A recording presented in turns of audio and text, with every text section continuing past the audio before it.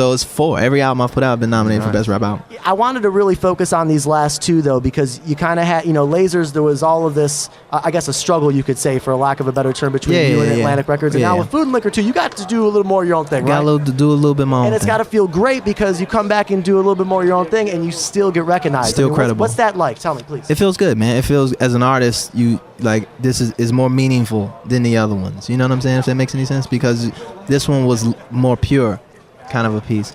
But it feels great. The last one felt great too, even with all of that, just to kind of get the recognition and still be recognized as one of the, the top guys doing it in music as a whole, because that's what Grammys is. Grammys is the entire world of music.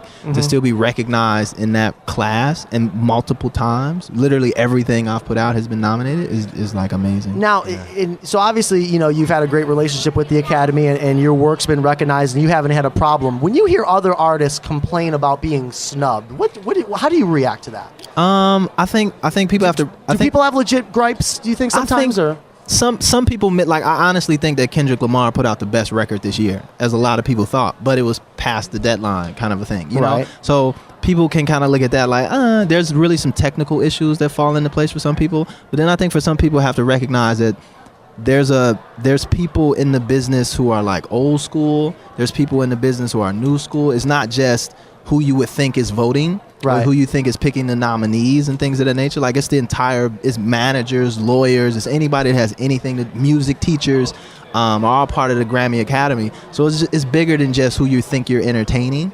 At some time, people feel like they're on top of the world in one world. But Grammys is everywhere. Because their world is sold out tours and it's #1 on the iTunes chart and this, that, and the third. But yeah, that's a great point. I don't think people realize that, like how diverse, I guess, the Academy is. Yeah, and